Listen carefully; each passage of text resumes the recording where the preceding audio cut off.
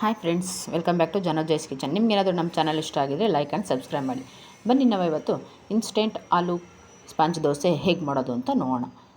ತುಂಬ ಸಾಫ್ಟಾಗಿರುತ್ತೆ ಫ್ರೆಂಡ್ಸ್ ದೋಸೆ, ಇದು ತುಂಬ ಟೇಸ್ಟಿಯಾಗಿರುತ್ತೆ. ಬನ್ನಿ ಹೇಗೆ ಮಾಡೋದು ಅಂತ ನೋಡೋಣ. ಮೊದಲಿಗೆ ಒಂದು ಜಾರ್ ತೊಗೊಳ್ಳಿ.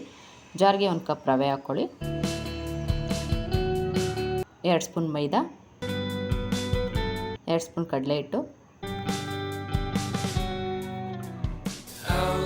ಹಾಕ್ಬಿಟ್ಟು ನೈಸಾಗಿ ಪೌಡ್ರ್ ಮಾಡ್ಕೊಳ್ಳೋಣ.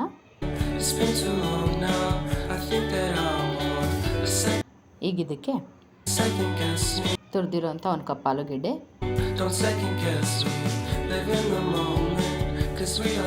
ಮತ್ತು 3/4 ಕಪ್ ಮೊಸರು ಸೇರಿಸಿ.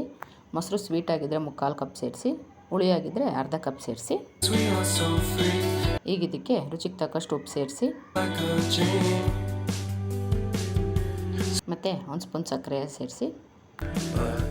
ಒಳ್ಳೆ ಕಲರ್ಗೋಸ್ಕರ ಸಕ್ಕರೆ ಸೇರಿಸ್ತಾ ಇರೋದು. ಈಗ ಲಿಡ್ ಕ್ಲೋಸ್ ಮಾಡಿ ನೈಸಾಗಿ ಪೇಸ್ಟ್ ಮಾಡ್ಕೊಳ್ಳೋಣ.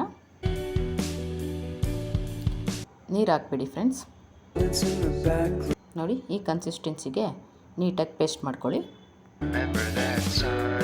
ನೋಡಿ, ಈ ಕನ್ಸಿಸ್ಟೆನ್ಸಿಲಿರಬೇಕು. ಈಗ ಇದಕ್ಕೆ 1/4 ಸ್ಪೂನ್ ಅಡುಗೆ ಸೋಡಾ ಹಾಕಿ ನೀಟಾಗಿ ಮಿಕ್ಸ್ ಮಾಡ್ಕೊಳ್ಳಿ. ಮತ್ತು ಲಿಡ್ ಕ್ಲೋಸ್ ಮಾಡಿ ಒಂದು 5 ನಿಮಿಷ ನೆನೆಯಲು ಬಿಡಿ.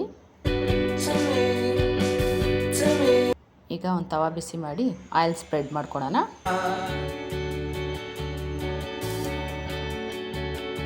ಈಗ ದೋಸೆ ಹಾಕ್ಕೊಳ್ಳೋಣ.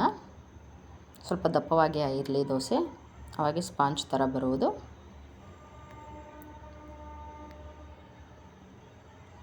ನೋಡಿ ಫ್ರೆಂಡ್ಸ್, ಎಷ್ಟು ನೀಟಾಗಿ ಬಂದಿದೆ. ಈಗ 1 ಸ್ಪೂನ್ ಎಣ್ಣೆ ಹಾಕ್ಕೊಳ್ಳೋಣ.